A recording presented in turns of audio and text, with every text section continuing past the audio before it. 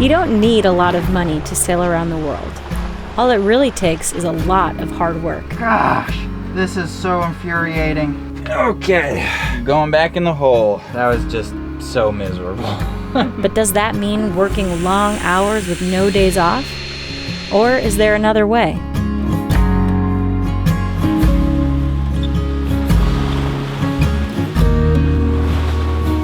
Previously on Project Atticus. After spending 3 years refitting our fixer-upper sailboat, we left the United States with only $2,000 and the goal of working while we cruised.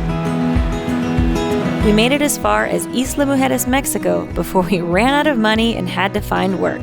For the next year, we did freelance boat repair jobs until we saved up enough cash to cast the lines and sail south to explore the Western Caribbean. Recently, we made it to Bocas del Toro, Panama, where we will be tackling some boat projects to prepare Atticus for our biggest challenge yet, crossing the Pacific Ocean.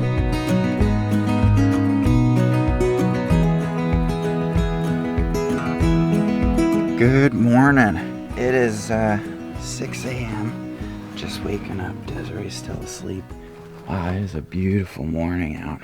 So, when we first refit Atticus back in Key West, we really did not have the best lifestyle going on. I mean, first of all, we didn't know much about boats, but also I was really nervous about failure. And so we worked way too much. I worked really long hours. I would work during the weekends. I wouldn't really take days off. Now I feel like we've made huge improvements to our lifestyle that allow us to kind of sustainably keep up morale and keep our energy going.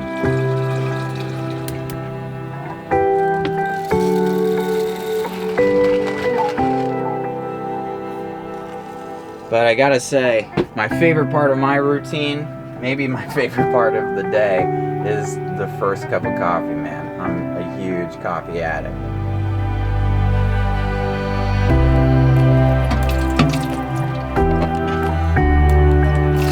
So one of the things that we've found to be just really important for kind of like keeping really focused and getting through these refits is to just figure out like a routine that we can do every single day and still, you know, remain fairly happy.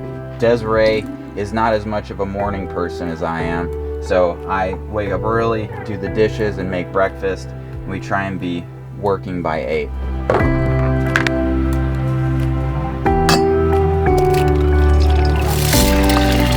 What do you think, bud? What do you think of our routine? I think it's definitely an improvement from Key West. Yeah, to me, Key West was so just this like cloud of chaos. We got a lot done and we worked really, really hard, but I don't really remember many moments of just kind of taking a step back and trying to really enjoy the experience of refitting Atticus and each other and kind of taking stock of our progress. We were all just like head on, you know? So yeah, I think this time around it's been a lot more pleasant and we've been a lot more balanced. I like it. It feels a lot more calm.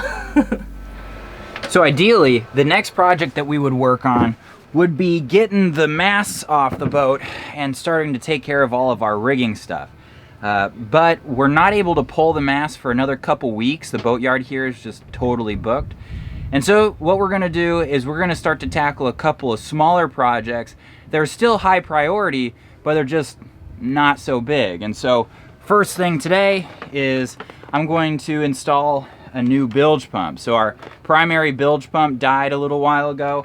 It died because it was running for a prolonged period of time without us knowing, and so it just burned out. So the other thing I'm gonna do is install this bilge pump alarm so that that won't happen to us again. We've got a very deep bilge back here below our engine, and we've got a vertical bracket right here that holds 2 bilge pumps, one on top of the other.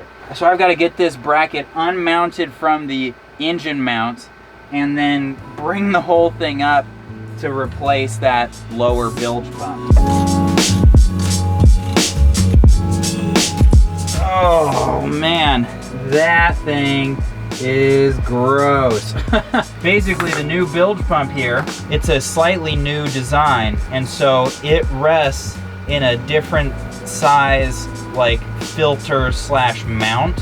And so I'm having to replace the old little basket mount. If I can... Gosh, this is so infuriating. It's like, yeah, I think I'll change out a bilge pump today. That'll be a good project. I got it. There's the culprit. All so that I could switch this for this. Yeah, there we go. Okay, the new pump is in place and wired. Time to test it out. All right, that's the sound we want to hear. I don't know what that gunk is down there, but I'm sure some of it is oil from just doing oil changes and stuff. And so we'll just wait till we haul out, and then we'll pump it all out, and then we'll be able to clean the oil up that comes out of the discharge hose. Try not to have an environmental disaster on our hands. So next step, I'm gonna install our bilge pump alarm. And I'm gonna drill a hole into this vertical surface where we're gonna mount it. But it says that it has to be a 2 1/16 inch hole, which is just so insanely frustrating because who has a 2 1/16 inch hole saw? I've got a great hole saw selection here. Look at this. I've got a 2-inch hole saw. I've got a 2 1/8 inch hole saw. So I'm just gonna use the 2-inch and then like kind of make it sloppy. You know what I mean?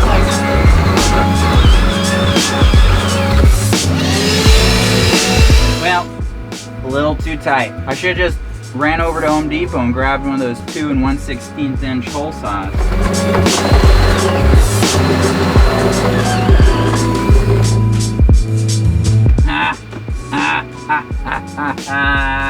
That's right, 2 1/16. You can't trick a trickster, buddy. Yeah. I'll tell you that right now. Right.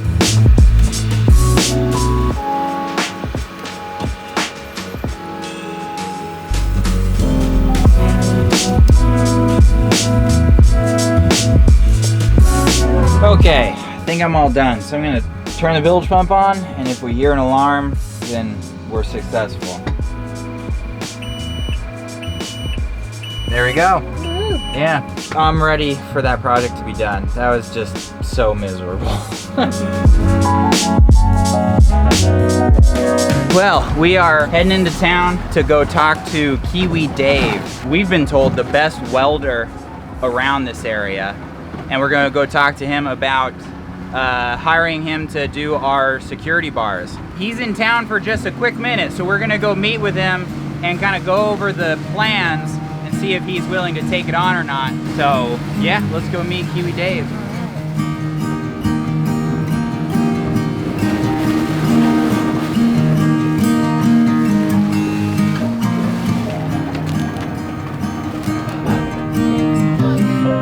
I'm Jordan, by the way. This is my wife, Desiree. Hi, nice to meet you. Yeah. We're on a 30-foot sailboat, and basically there's 2 entrances into the sailboat.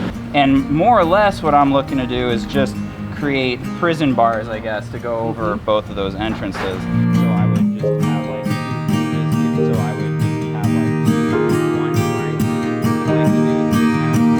What you need to do, give me a better drawing.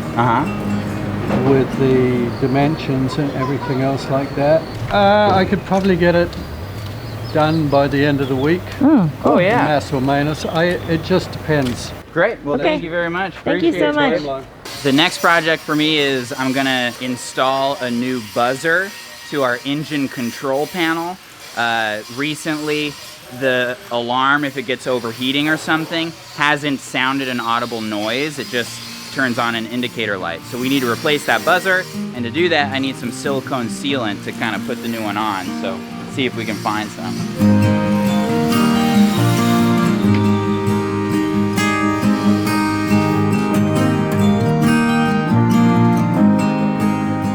Yep, this is the stuff. All right, it is lunchtime. Sounds a little bit crazy, but that's one of the reasons that I was really excited to stick around in Bocas, and it's because they've got all the fixings for a really easy lunch. Usually lettuce is hard to find, deli meat and cheese is like impossible to find in a lot of Latin American countries. We just eat the same thing every day for lunch, and then we try to mix it up with some local fruit. This is a passion fruit, and it looks like it might be going out. It's got a couple of wrinkles in it, but that'll be fun. And then because Bocas del Toro is so like touristy, they've got all the really awesome like expat products. Like it's really hard to find Dijon mustard in Central America. So we got a real fancy lunch coming up here.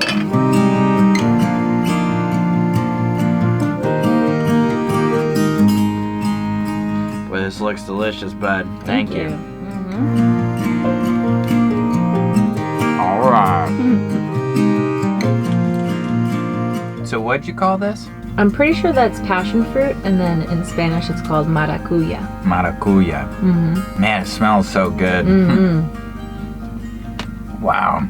It's just a little sour, but like got some really nice sweet flavor too. So I got back to the boat and just started working on these detailed schematics, and I'm all set. So I just emailed them off to Dave. This is the companionway security bars. So basically right now the companionway has 2 washboards that go into slots on either side of the companionway, and they go one on top of the other.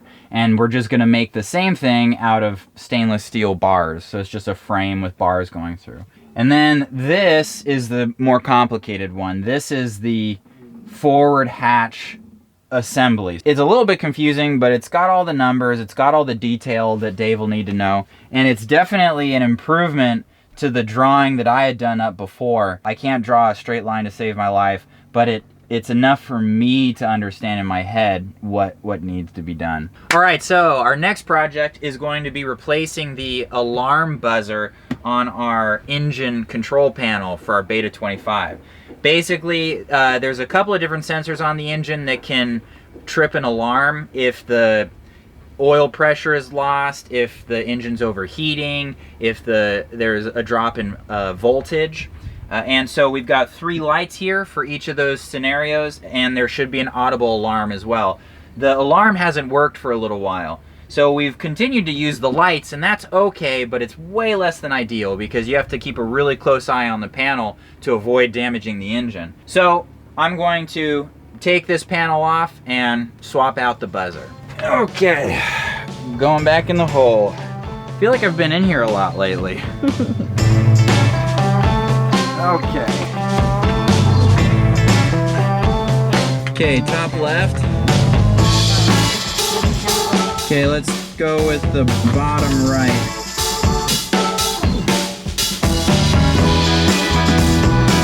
All right, so I got the panel off, and as you can see, I've had to create kind of a tent so I can work because it's raining out. It's just kind of sprinkling. So the buzzer is that black cylinder right there. So I'm just gonna take that whole little section off and replace it. So here's the old buzzer removed, and here's the new one. And you can tell the old one is definitely dirty, but you look on the bottom and there's a lot of corrosion going on. So hopefully we'll seal this panel up a little bit better so this won't happen again.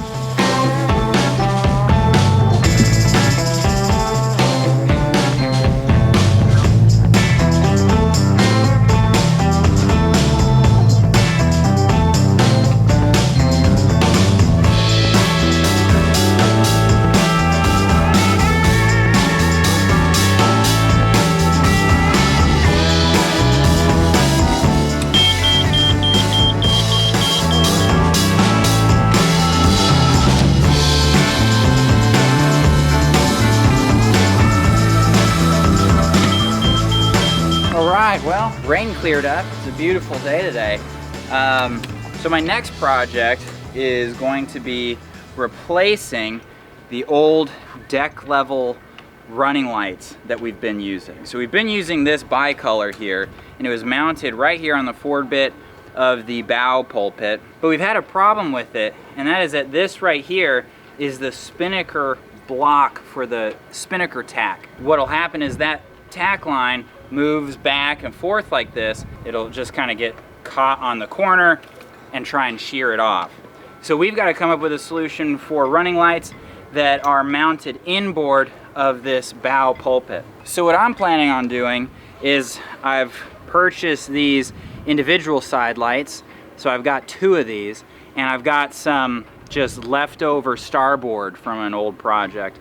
And I'm thinking what we can do is cut this into a shape that's just big enough for this to mount on both sides, and then just screw this piece to the inside of the bow pulpit. So first step is I'm gonna cut this to roughly the right shape that I want.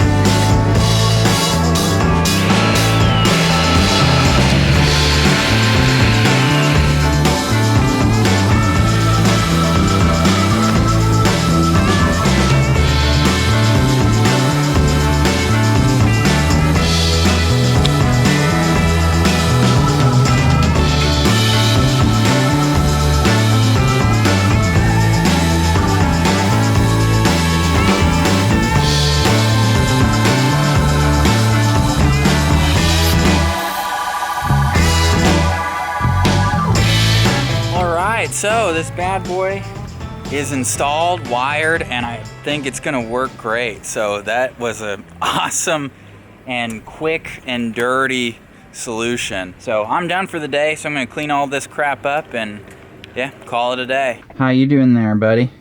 Good, just shutting her down.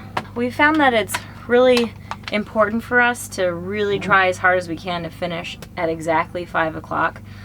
Sometimes it's not possible when we're like in sprint mode trying to get a project done, but when it's possible, we really like to shut everything down at exactly 5 every day, just so that we're not tempted to go a little bit longer, because if that happens, then maybe we won't work out, and then maybe dinner will be kind of crappy, and then maybe we'll go to bed late, and then the next day we'll be tired and kind of cranky.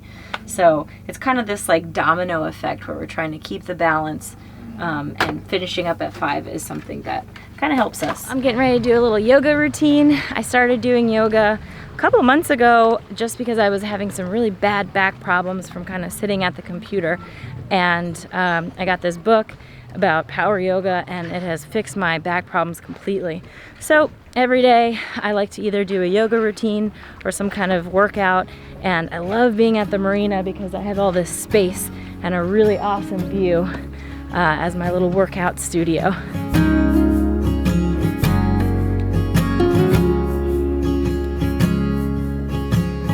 Well, while Desiree is doing yoga, I'm gonna head into town and go for a run.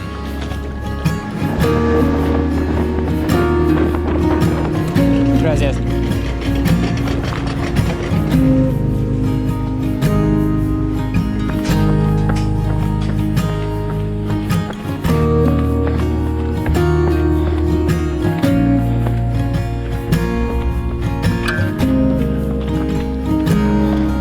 So when we were refitting Atticus in Key West, it was real stressful. A lot of their projects required like just constant problem solving every hour of every day. What I did to deal with that in Key West was I would drink every evening. And I mean, I would drink like pretty much 5 or 6 beers every night. You know, it would work really well. I would not be stressed out about projects anymore. I'd give myself a couple hours to just kind of forget about everything and feel better. But the next day, it'd be hard to wake up early. It'd be hard to get started to work early. And I would just be less productive and more tired. And so this is a way to deal with the anxiety of refitting a boat and doing boat projects, but still being productive the next day, being able to wake up early, being able to feel like I've got energy. So this has really helped me a lot, and it's become a really core part of my routine.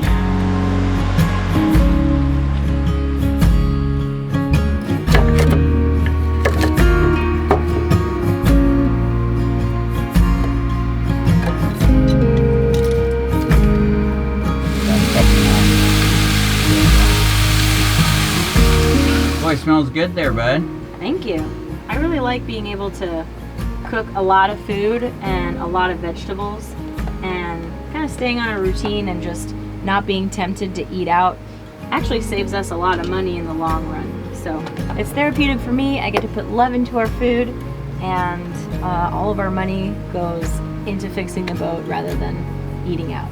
Looks good, bud. Thank you. It's tasty.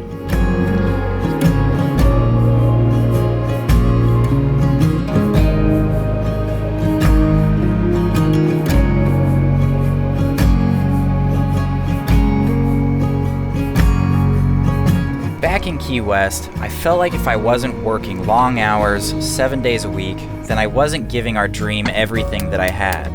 And if that was the case, how would I ever accomplish such a daunting task?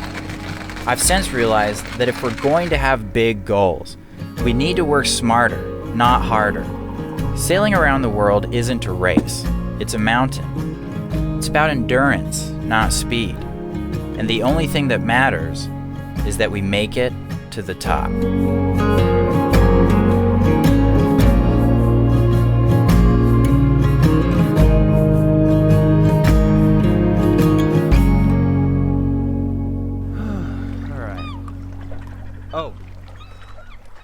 Hey guys, hope you enjoyed this week's episode. We wanted to give a shout out to some of our brand new deckhand level patrons. So we've got Rob and Tanya Flindall, James Hoiby, Heidi and Franny from Colorado, Mike Burrows, Andrew Catron, Thomas McKinley, Hunter Luoma, Ben and Deb Craig. We also have Mark Barrett and Brad Kelly, Stephanie Clemens and Richard McCabe, Jim Ulmer and John Francois Gibson, Rick Farr and Christopher Cureton, and finally we have Susan and Jean Snap. Nap. Oh, snap. Snap. Susan and Jean Knapp and Ronnie Z. So thanks guys so much for your support, and have a great Thanksgiving. Catch you next week.